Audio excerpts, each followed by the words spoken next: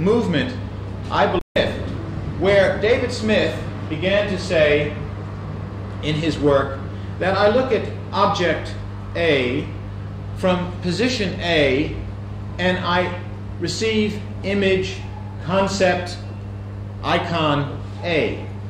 But I look at object A from position B and I get image B. That he produced the first of what could be called disjunctive imagery, where there is a disjunction between the image, the physical object, seen as a holistic thing, and its conception by the fact that the individual moves from place A to place B. Certainly, this disjunctive nature starts to move in for me into the realm of what might be considered to be conceptual when dealing with experiential phenomena. I think that Robert Morris has now taken this another turn when he says that no longer are we concerned merely with the individual seeing and understanding an object, but now the object or the experience or the idea is the individual, the object, the phenomenological space that contains all of them is the whole idea that we are supposed to understand. Okay, when I go and look at architecture, and I say again I'm concerned with competence, I get to a situation when I try to bring those kinds of ideas into architecture where to explore and push the limits of competency. What I assume is that because of our notion that architecture is useful and architecture is concerned with behavior, that is the relation of the individual to the environment, these concerns or concerned with process or concerned with iconography or concerned with aesthetics or concerned with social relevancy, that it covers up the potential competency of each and every human being, as I said, to conceive of and experience and expand his capacity to understand and be in contact with a physical environment. So what I have tried to do in my work very recently is to, for me, explore an aspect of conceptuality. And that is to try and disjunct, or to create a disjunctive relationship between the physical experience of the object and the conception of the object. That is to say that I am trying to produce an object, which I will show you through a generative process, which is another issue which I won't talk about today.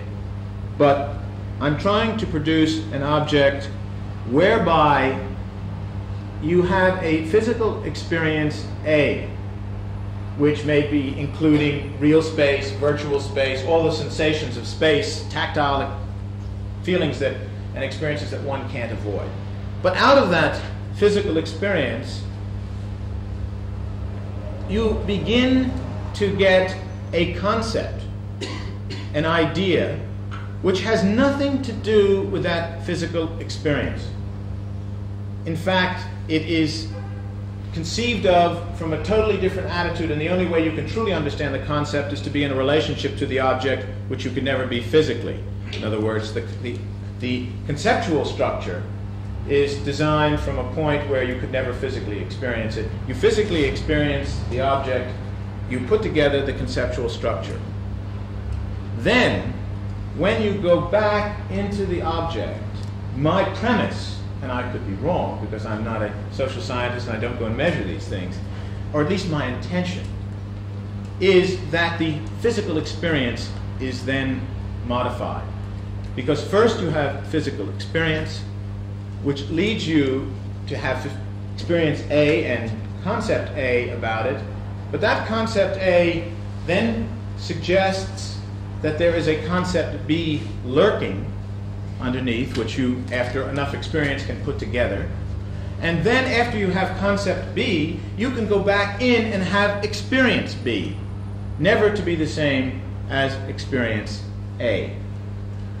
It seems to me once I can change the nature of my mental structure so that it changes and affects my physical experience of an artifact which remains the same, I have done something which for me is conceptual.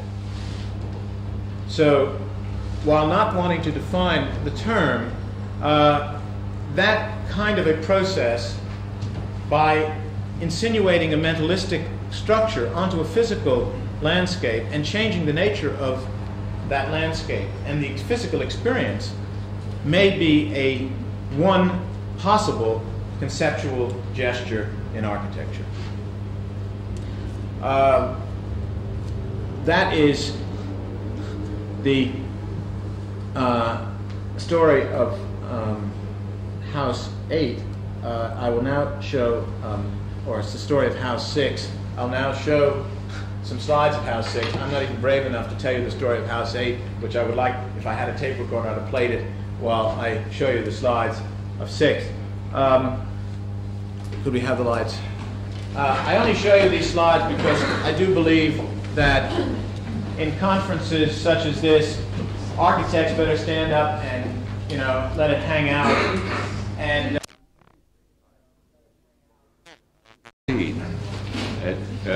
I do not see how I could possibly infer the structure from the experience of the house, and I wonder whether, my response to Peter is simply, what is this complexity for?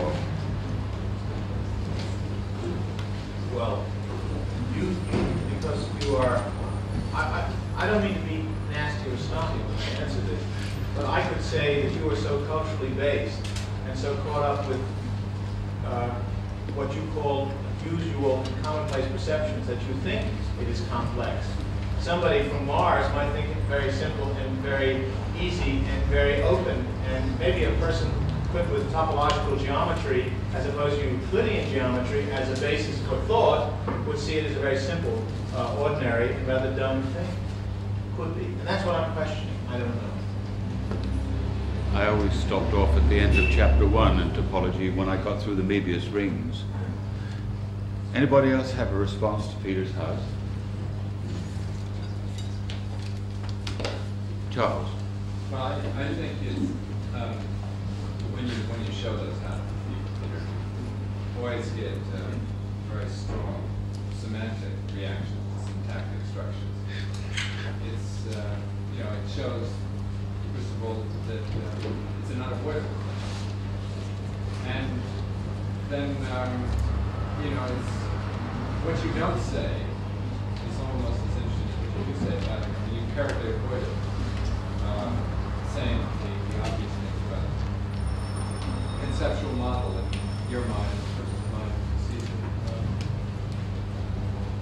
And one would have thought that's one of the major justifications for, you talk about competence and then you throw it away. But in a way, I think you just mean like any architect, like Hirkawa, or any architect who's fascinated by a concept in a reduced sense, in just an idea. In other words, these are formal ideas which have a smattering of linguistic justifications, or at least not justification, but obviously and generative structures, has acted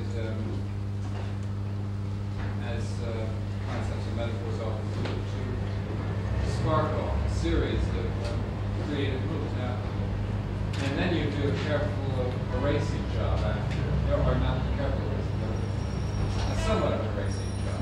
And then they work on a different level to proceed. Well, by Scully, for instance, how does Scully proceed? Well, he, like I'm quoted, he gets very exasperated by it.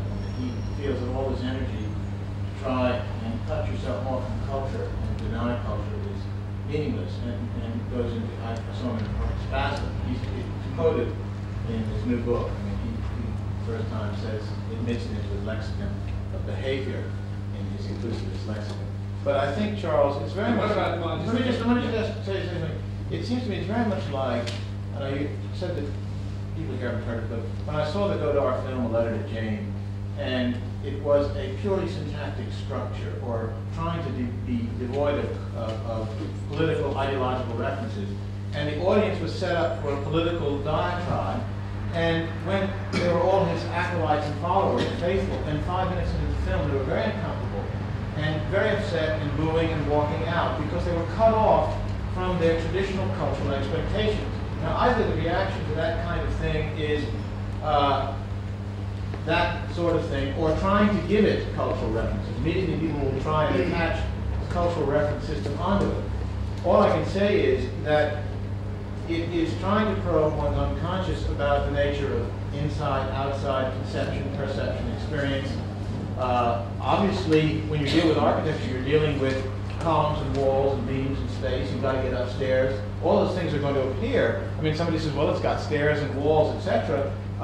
So what's unusual? Well, you're very limited when you're dealing with architecture to try and be unusual. I mean, the purpose of the exercise is, in fact, not to, but to try and set up a situation where, in fact, one creates a holistic and hermetic environment. Now, you read what my client said about House 3, where one was purposely setting up an alien container, which he proceeded to destroy. And I don't want to get into that, but talking about clients this morning, I really believe that the proper architect-client relationship is to design the architect serving the client best, is to design a container that excludes him, excludes his capacity to function the way he wants to or likes to, so as to change his perhaps concept of home or what house is or physical environment, to make him to react to, saying, etc. And at least with client 3, I mean, he really, it almost broke his marriage up. That's not unusual. It breaks lots of marriages up, houses. But it certainly changed his conception and confidence in a physical milieu. I mean, when I stuck a column in the middle of his bedroom, which was not there to annoy him or to make the bedroom less functional, it's just the way the system worked out. Now he begins to think it's a very necessary part of that bedroom. We fought over that. He said, I'll pay for the extra steel, but get that damn column out of the center of my bedroom. And now he finds that it is more of a space for him with that column there because he has changed his concept, perhaps, and nature of what he does in the bedroom. Now,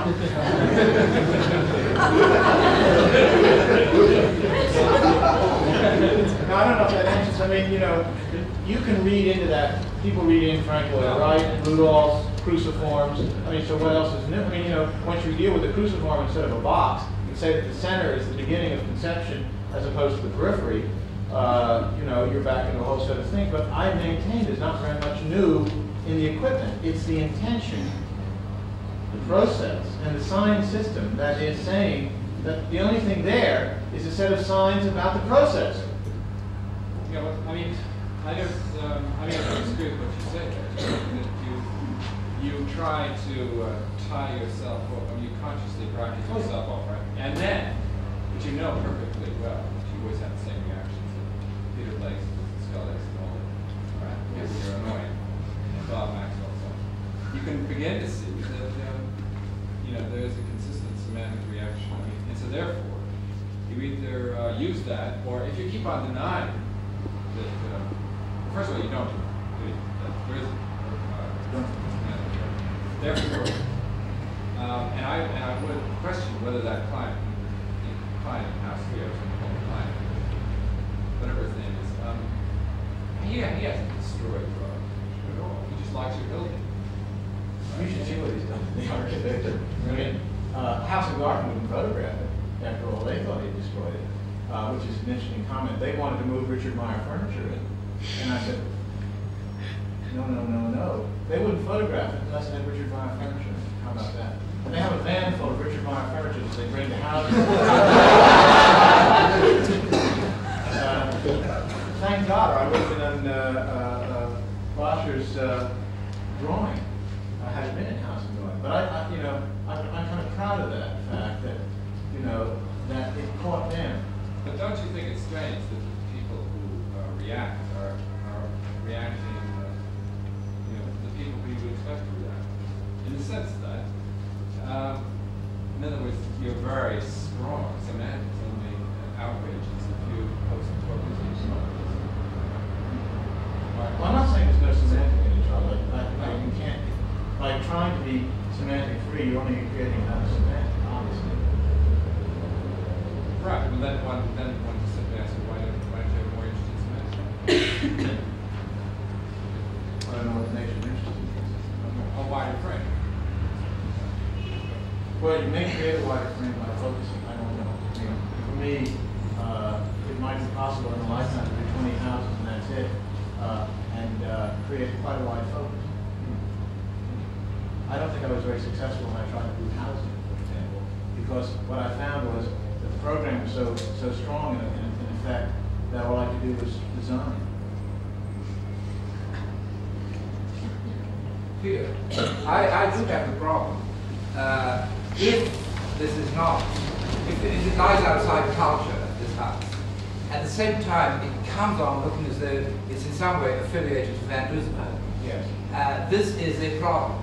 Obviously, one can do a kind of reprise on Van Dusenberg and turn it into a form of game. But the game initially would not exist without the cultural biases of Van Dusenberg. I assume the game of chess had to be invented too. And it is culturally located somewhere, and an icon of something too. Chess may be a whole series of formal maneuvers, but ultimately, of course, it's an algorithm of battle. This is why I cannot myself distinguish icon from form. I find it compounded. Let me ask you a question. You might admit that with the kind of perception that you have, the astute perception that you have, that if I were to take you through it purely on a formalist level, that is, a formalist analysis of that building, that it would be hardly anything to do with Van Doesburg's formal criteria. That is, Van Doesburg has nothing to do with the vertical surface. There are no vertical surfaces in Van Doesburg. They are all horizontal vectoring. There is no layering in Van Doesburg. There is no experience of frontality, or, in other words, the physical experience of that house is frontal, not diagonal. The concept is diagonal, the experience is frontal. Van Doesburg never gives you a frontal datum. There are no datum planes in Van Doesburg. So therefore, while it's superficially, it's got to look like something. Anything you insert in the culture is going to look like, it's got to look like some previous model. It can't help but look like, it can't look like nothing. And that's where I'm in the next house, because that criticism pops up over and over again. I would say that formally, it has nothing to do with Van Doesburg. I may be wrong. It has a lot to do with perhaps Palladio, but not Van Doesburg.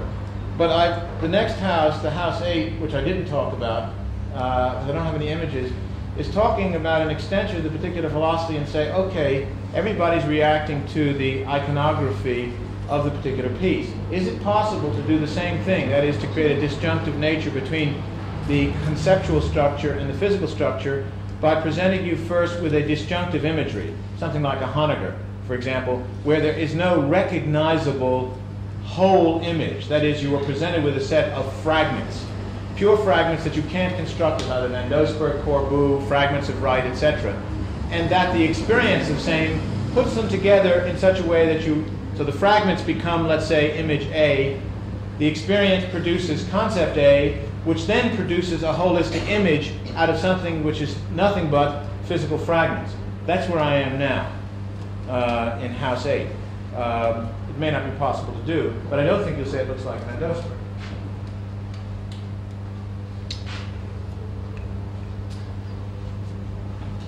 No, I have nothing to say.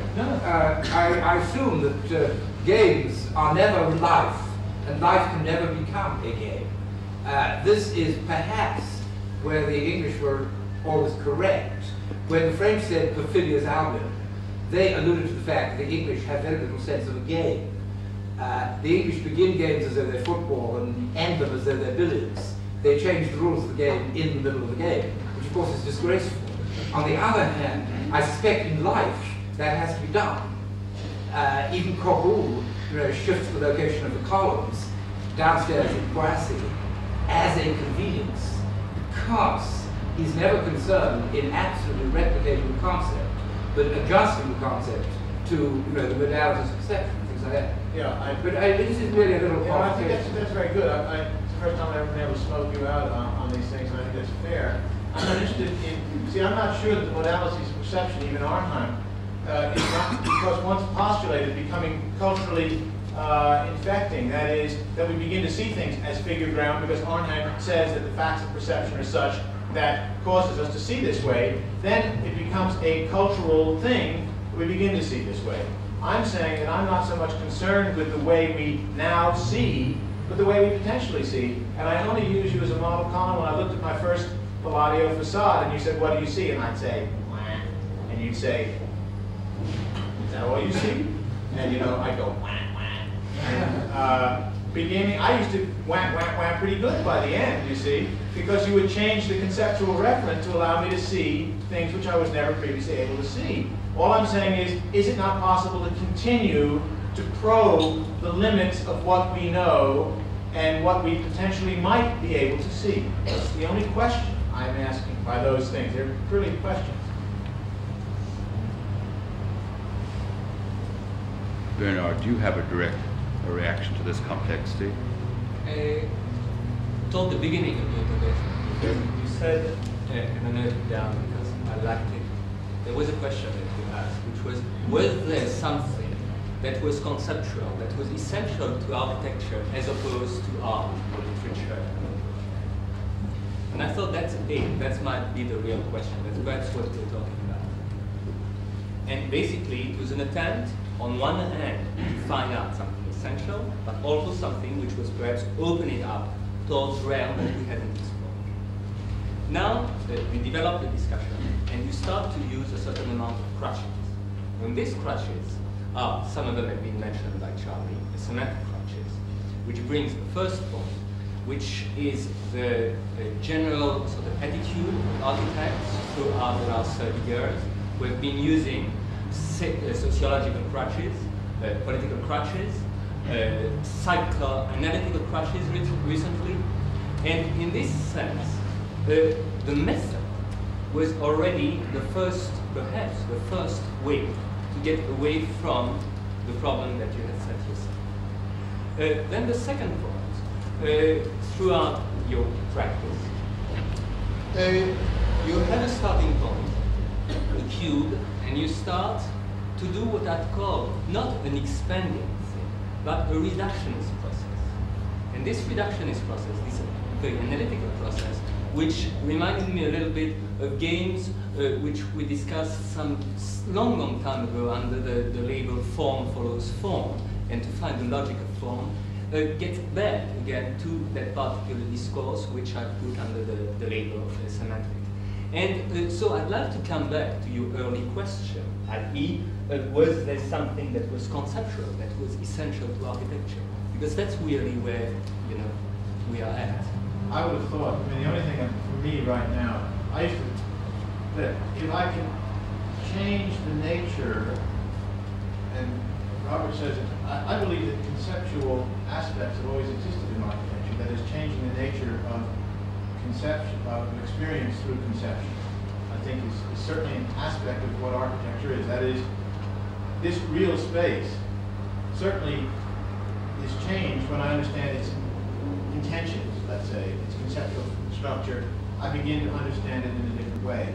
I'm trying to expand that aspect of what I think could only be architecture as well as painting, because you're never dealing with real space in paintings. And anything, any commentary that art language or process art or solid wit has about objects and the relationship of process to object is always dealing with non-experiential space. It's always in a virtual dimension in painting.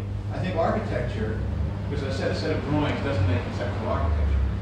Even an intention, which is a set of drawings, is purely a set of semantic references. They may not be conceptual. I think it only can be conceptual when you have allowed a mentalistic structure, strategy, to change the nature of the physical experience. Not the nature of the meaning, but the nature of the physical experience. That to me is the only distinction between conceptual art and conceptual architecture. To me, it's a very relevant term, therefore. I get nervous when Charles uses it to describe Kurokawa or Itsozaki or any of those people, because for me it's a very special aspect of my own work, which I think is truly the nature of mentalistic process. It may not be conceptual architecture, but has something to do with the primacy of the capacity of the mind to change physical experience. That's all I guess I can say. And I may be falling back in a lot of crutches. I haven't thrown them over. I've thrown over the white boxes and the whiteness, and I'm now caught with Van Doesburg, I see. I'm trying to get out from the cultural heritage. By using a certain type of geometry which is entirely connected with a certain type of heritage.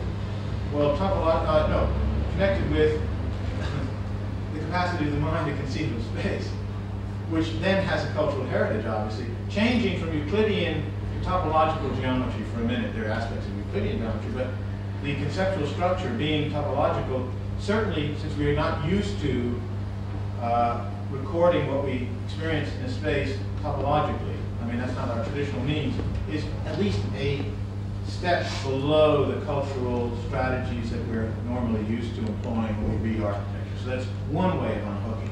I can't unhook very far, because I'm producing a geometry which somebody's going to give some quantitative value to, if not qualitative, by some means, which he's conceiving of. I'm only trying to draw on the nature of that conceptual capacity to elaborate further other strategies. That's all. To make a symmetry which is bilaterally inverse along the diagonal axis is not the usual way of seeing and experiencing symmetry. In fact, when you see the house and you walk through it, you don't know there's any symmetry at all. If I didn't show you the diagrams, you would think this is a very frontal, layered, traditional piece of architecture. And what do we gain from finding out that it's bilaterally inverted?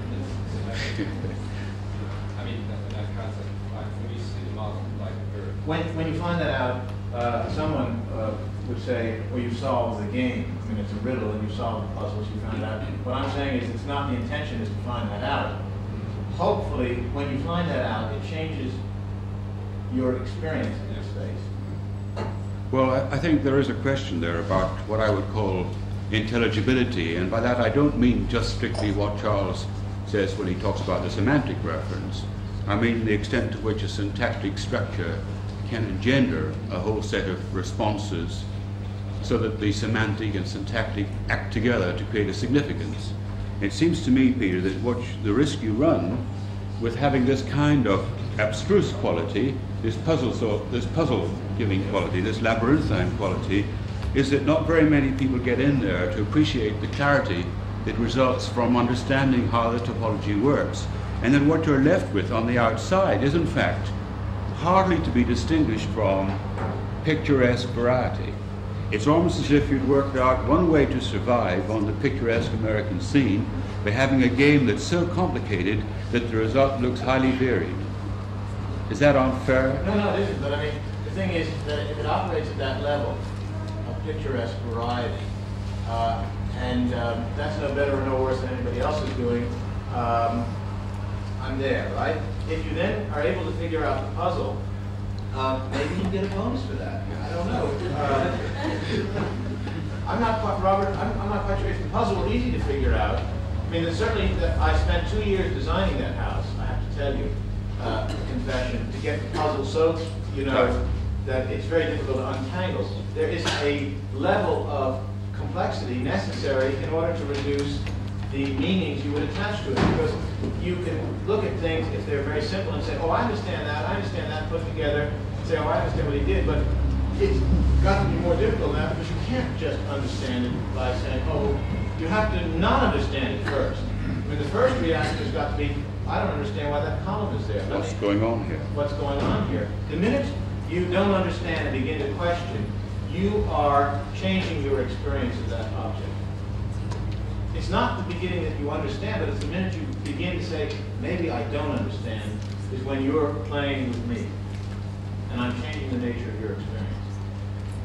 I mean, there's a way of reading Bach, which for a person with high musical erudition allows you to take in the words, the ritual, the religious ritual, and the movement of the music read metaphorically, along with the actual texture of Bach. And the difference seems to be between Bach and Eisenman, although this is guesswork, that when you know that about the Mass in E minor or whatever, it adds to the depth of your experience without, in fact, removing your first responses. And I wonder whether, in fact, this would operate here. I'm entitled to wonder, you're entitled to say, we don't know, because we have to become more familiar with your game in order to be able to read it. I'm not saying, I don't want to use that as a cop-out. No. I truly don't know. But I'm saying, I don't really have anything to say. In other words, if you ask me, I've got to put pencil to paper, I have to make a house, I don't have any commentary about middle-class second houses or upper middle-class second houses or radical professors who build second houses on 200-acre sites while pretending to be North Vietnamese supporters. I don't know about conspicuous consumption. I don't have anything to say about those things. I'm just trying to, because I don't believe in progress or change. I'm only concerned with competence. And clients who can afford to build your houses.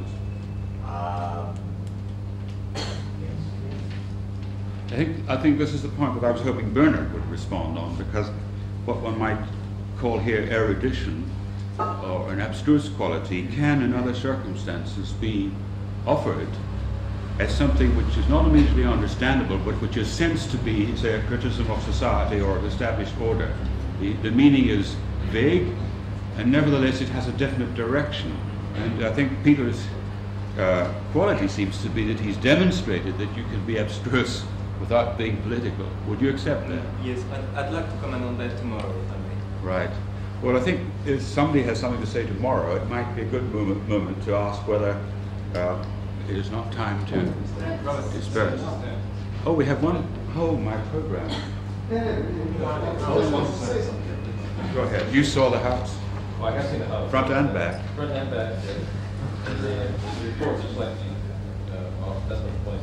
The woman, it's gone by a little bit, this comment, but I still want to come back.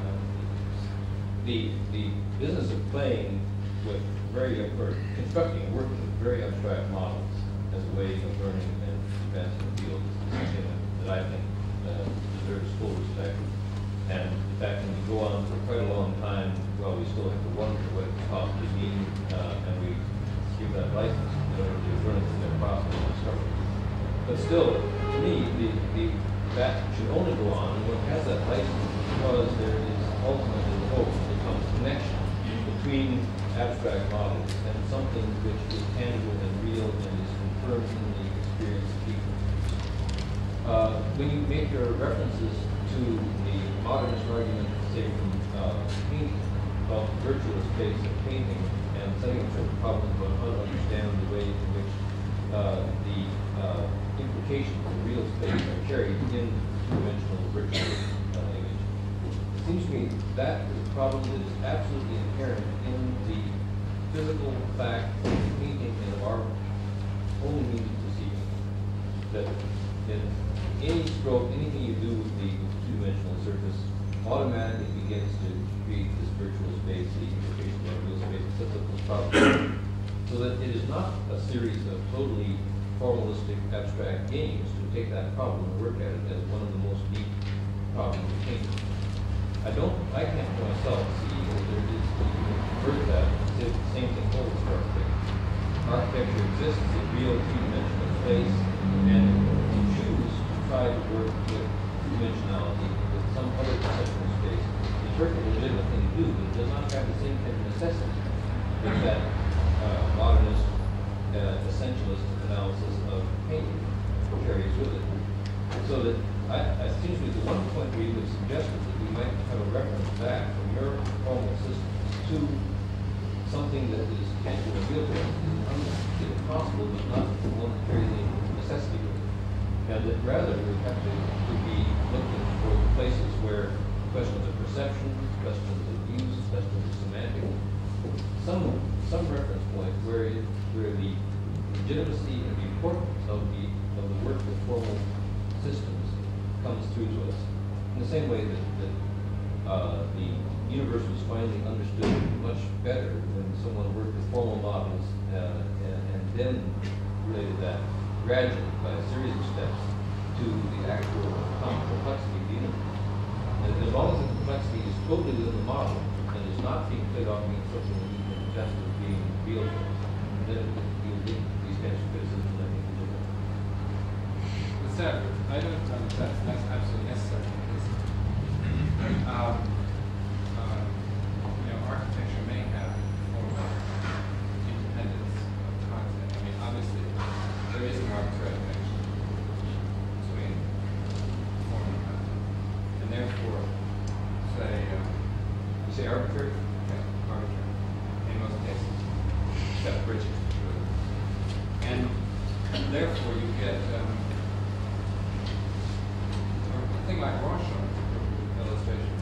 I think, like Peter's it's a highly determined, self-consistent chess game, which looks as if it ought to have a set of kings, queens, bishops, but in fact doesn't have any semantics. One knows that Rorschach wasn't designed around a particular cult. It wasn't. It looks as if it's been perfected by 2,000 years of Christian tradition and ritual, but it hasn't been. It's just been perfected by balancing one thing against another in the same way, and so then it actually works very convincingly on many levels, at least visually. That's an analog religion, and I think in the same way Peter's shows.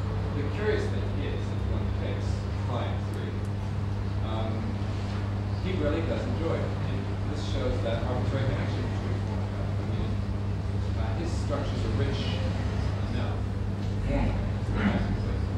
And then he says that Client comes in, of course, and semantics have destroyed it or changed it. Then that may be, I think in a way Peter is saying that it is Christian. Yeah, he may be. And I recognize I have a position there. What I'm saying is that it is not enough that the client simply learns what game you were playing for the first time and not say it's a nice game. To me, where this becomes important, and the reason I'm very Peter is I think there's potential there that he already doesn't want to recognize, and that is that it opens up possibilities for relationships to our ways of perceiving and knowing that are beyond the game itself, or more than the game. And that gives us the license, my way, gives us the license to do it and go on, but then the way in which you go on is important. That if you accept my argument, then the sequence is not just 8 different games, and how 20 is a game, all would be equally arbitrary, but there should be some way to recognize why you've gone to one game. Okay, but Stanford, you in fact, to be honest about this, when we went over the program, the formal program for the scoring for 6, and I said, okay, Stanford, I have discovered the scoring for 7. What is it? You gave it to me. You said the next score has got to be an investigation of X, Y, and Z, and I said exactly what I've come to. Now, independently, we came to that causal link between 6 and 7. That's why they happen to be numbered, because there is a causal connection. And I've just gone over the whole set, and it's very interesting how they skip 2, 4, 6, but there's 2, 3, 4, and then 4, 5, 6. They're interesting causal connections that analytically you can look back over. So I probably sell myself short by doing this kind of thing in the abstract, but I'm not analyzing my own things. I'm presenting them as a synthesizer, let's say, in a synthetic way rather than an analytic way. But also, I don't know whether you accept it. One of the reasons I've always been excited about the idea of 6 is that, to me, for the first time, you are generating the house in such a way that it can be not only a logical zone generation, but that it can face a great many problems about the way in which people use buildings, the way in which it sits in site. And frankly, when I went and saw it, that was my disappointment, that I didn't think that it comes to engage with the game after all, even though the potential is in the you do two things at once. Anybody else got some comments? No, I was raising my hand to stretch, because we can't hear back here at all. Oh, sorry. So I was just stretching in order to extend myself to it. Could the next speaker speak I up? just wanted to make a comment, not specifically in relation to this last... I can't hear a thing. Really? Sorry. The comment refers further back to Bernard's comment about the rather unwieldy use of crutches in recent time. And I'd like to sum up in a sense, just through a kind of quick memory flashback today, how the word concept has been used, almost like we could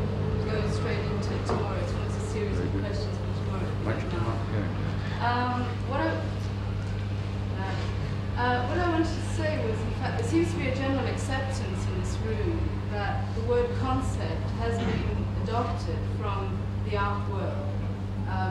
Peter's agreed, the other Peter has firstly always started out with the idea that there is something called conceptual art, there therefore must be something, because the architects are going to follow the art scene one way or the other, fall over their feet, whatever. There is going to be something called conceptual architecture. And quick reference to notes, I just want to describe how this word has been used, because I still feel that no one has actually got to an idea of conceptual architecture. Firstly, Peter used the word very much as a crutch. His one lovely quote was, in the historical sense, it's something to view and then just pass over. It's handy, he said, it's very handy. But in fact, he simply used this as a crutch, as something to help you walk across the road when you're slightly crippled, not as a pointer to actually explain any ideas of what's actually taking place in either the art scene or architecture in relation to this word concept. Then Charles Jenks referred to it iconographically in a sense. And what surprised me again about his reference was that he was referring to something very early 60s, which has nothing to do with what is now considered to be conceptual art. Quinonce's early piece is, really historical. It's almost before I was born. It's a long way away. It certainly has nothing to do with my references to what I understand to be conceptual art. Pete Cook, function. He seemed to see conceptual art as a way of understanding the separation between function and non-function. That theory was about non-function, function was about building. One was conceptual, the other wasn't. Then the guild story, which I found abhorrent, but anyway, the idea that process is guild, product is satisfaction, it's puritanical, it's work, it's the whole work ethic that works. Then Peter Eisenman, referring back to Vic Bergen. I like the way you suddenly held up Bergen and said, we don't like it this way, we just want the image. We want to understand the image and see how it refers. In other words, what I felt you were doing was detracting from the aesthetic that Bergen was No, not at all. I was going to say, if I were going to differentiate my own work from Bergen, I'm very fascinated with this. Yeah. It's not at all. I love these people. It's that I said that my interest is not the relationship of the words to the image, but the nature of the. I was trying and place myself in this context, and he doesn't question, say, the nature of the structure of the image. Sol LeWitt never questions the relationship of the solids to the voids in his pieces. It's very interesting. They have, for us culturally based mortals, a very high aesthetic content, which LeWitt wouldn't deny. In other words, they're very interestingly proportioned, the relationship of solid and void, and they're very necessarily part of his work, and they're not just a numbers system. In other words, Sol LeWitt is not 1 plus 1 plus 1 plus 1, because there's something more than a number system when you're looking at a Sol LeWitt. You can obviously see 1 plus 1 plus 1 plus 1, but you're seeing something else. When Vic Bergen does this, that picture is a particular structure which triggers something, which allows us to begin this referential system he's using. It's a particular picture. It's got a particular structure. I'm interested in the formal structure, which gives that capacity to do those triggering, to be used as triggering mechanisms. I wasn't trying to deflate or change the, yeah. Take that. Okay, anyway, so that's the end. All I simply want to do is act as some kind of a mirror to say how I've seen the word concept used today, and I certainly hope that tomorrow people will actually be describing what perhaps is actually an aesthetic of concept art, that there is in concept art. Maybe there is actually an aesthetic in conceptual architecture, which doesn't, I think, entail just the ideas behind it, Peter Eisenman or whatever. I don't think that, from my understanding, is yet is conceptual architecture. Okay, well, I certainly feel that there's been a great variation in the terms used today. It's not my job to sum up now. You want who? John? Can I just Peter. come back on Rodrigo's point? I think that, well, I'm rather sorry that she missed what I was trying to say, which was that there certainly is crutch regard of it, and that I was trying to hint that although I don't fully understand and I'm aware of the existence of a non-crutch conceptual situation, I think it probably, she's caught me out in the sense that she's, despite one's falling over backwards on one, so to try to intellectually allow something which one is into, if you like, addressing. Nevertheless, I think this is a problem of architects looking at the situation, and I think this issue of crutch, in a sense, is for me, the central issue of these 2 days. Maybe, we end up the 2 days, uses of the crutch, uses of different crutches, but the final analysis, crutch, it remains because we simply have such an apparatus of architectural approach to thinking, and it's too late for some of us, perhaps not too late for others, because the reason that leads me to suggest, false architecture is the unknown. But I think I'm glad that you're here, and it's a pity that, in the structure of things, Victor Bergen was meant to be here this morning, because what he was going to do was, in fact, to exemplify some of the, as he said, exemplify some of the battles and some of the structures of those battles, XCS, whatever it is. And I think that it has been, I'm aware of this absence because, in a sense, one is that progressively we have now come, by the clock, back to me, a slightly cozy various forms of thought to keep digging some of the rivers. This, for me, the bit that's been missing today, even though I don't know much about it. Well, I don't think we'd be too upset that there have been conflicts of views today, and I think it would spoil the situation if I attempted to sum it up now.